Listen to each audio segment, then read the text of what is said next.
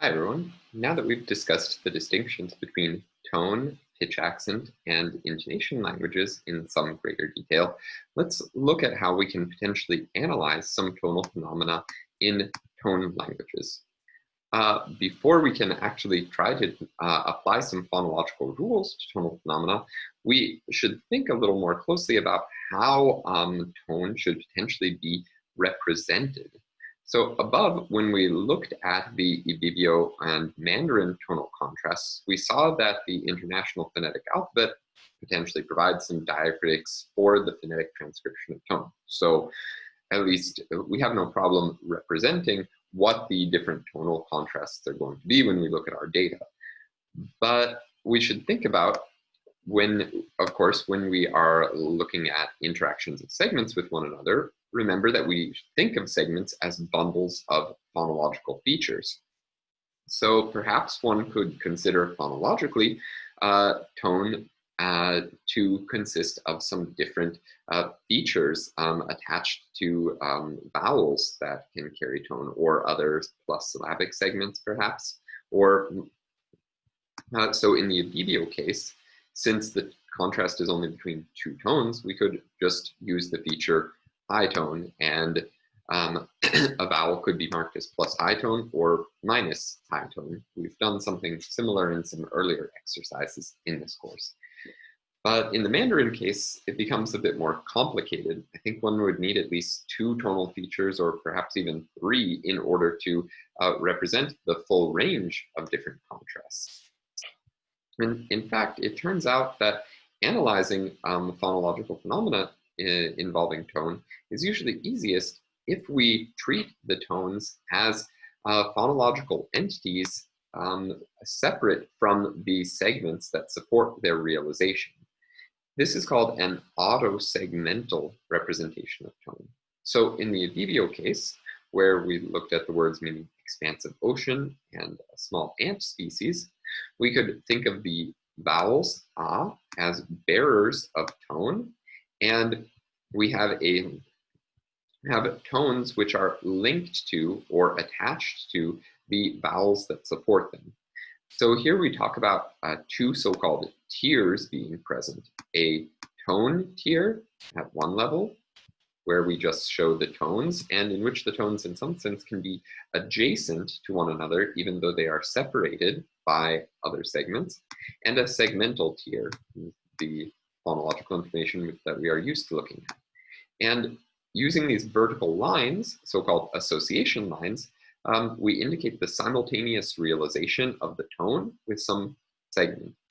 And we can talk about these, the information on the tonal tier as tonal autosegments, which we consider to be independent because we will think of them not as properties of the segment. That is, we won't think here of vowels as having a feature plus high tone, but rather as tones which can operate on their own in the phonology apart from the segments. And this is the real motivation for this kind of representation, because it does indeed look like tones can often move around, reassociate themselves, and be deleted in ways that don't necessarily have anything to do with the segments. That is, tones don't look like they are properties of segments, but are instead independent entities. And this will also make a good deal of sense when we come to looking at the intonation of English, where it seems fairly clear that the tone, so the intonations, the pitch patterns, are being created by separate semantics. So just one small note here on the representation here is that in Hayes' book, the tonal tier is usually placed below the segmental tier, but I prefer the reverse, and this is of no importance whatsoever. Let's now see some autosegmental phonology in action. So one of the most famous phonological processes involving tone is the rule of so-called third tone sandhi, which we find at work in Mandarin. And here we can read this rule, and another nice feature of these auto segments is that we can show them being attached to syllables, for instance. So the rule of third tone sandhi in Mandarin states that A low tone, so here we see a low tone linked to a syllable, becomes a rising tone, so a tone which is associated with both low pitch and high pitch, when it is immediately followed by another syllable associated with a low tone. So an underlyingly low-toned lexeme will effectively be realized as low-high, this rising tone, when followed by another low-toned lexeme. Let's see this work. So here we have an underlying sequence of two phonological words, each monosyllabic and each bearing a low tone, lao, li, lao, and li. So this is an adjective meaning old and a proper name. And when they are output with one another or next to one another, then this third tone sandhi rule applies, and the first of the low tones transforms into a high tone. This is also quite interesting to study phonologically when sequences of multiple low tone syllables come into contact with one another. And there's actually some extensive debate in the phonological literature about how the sequences of multiple low tones are best repaired, so to say. And tone can also often interact with other phonological processes, especially if segments that host a tone are lost, or if new segments are inserted that need to be assigned a tone. So here's an example from your textbook, worked out in some detail from the language Etsako. And the two processes here that interact are as follows. There's a process of hiatus resolution, which states that a vowel will be deleted when that vowel is at the left edge of a syllable and there's another vowel preceding it, and a rule of stray tone association.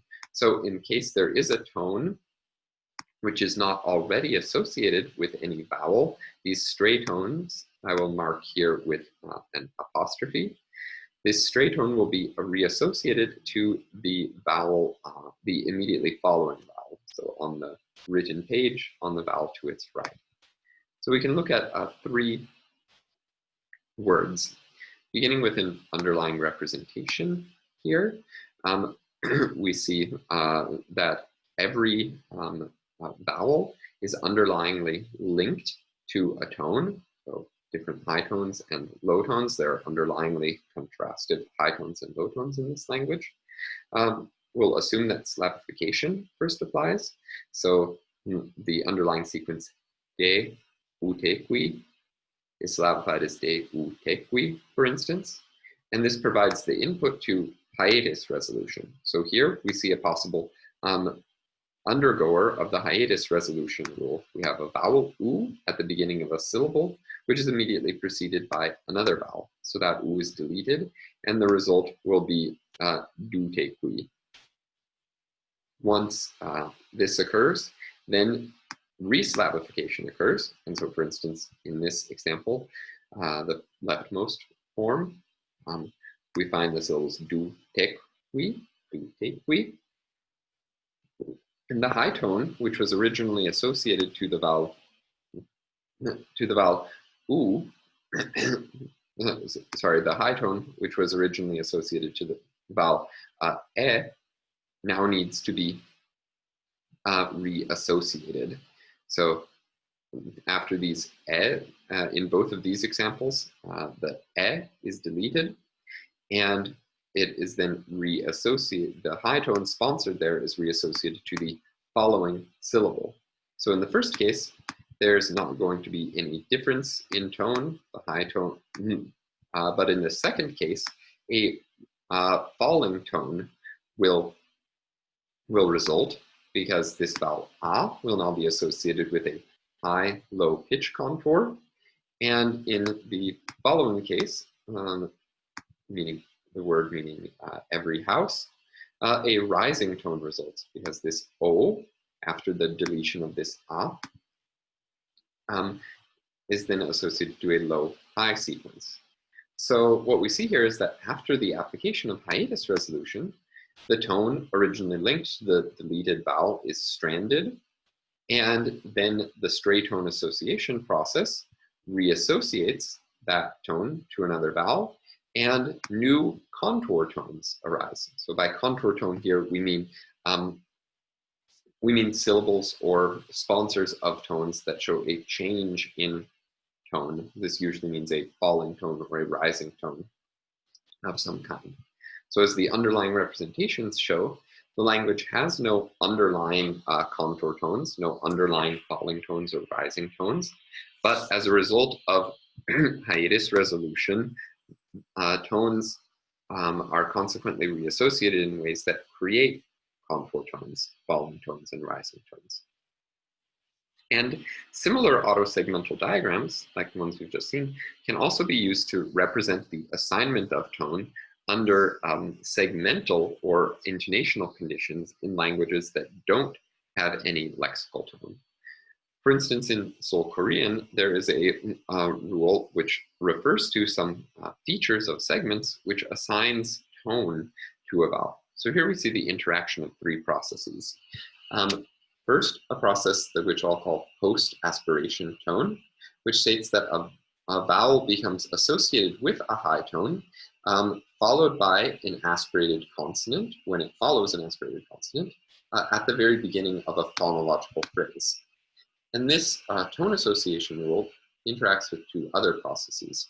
A process of initial aspiration, which makes any non-glottalized consonant, any consonant that has the feature minus constricted glottis, into an aspirated consonant at the beginning of a phrase. I should rather say any obstruent consonant. And finally, any remaining obstruent consonants that are neither aspirated nor glottalized become voiced if they stand between two sonorant consonants. And the result of the interaction of these rules is that the high tone, which is assigned by the rule in 9, helps to indicate where there was an underlying contrast between an aspirated and an unaspirated segment when that contrast is neutralized through the application of the initial aspiration process.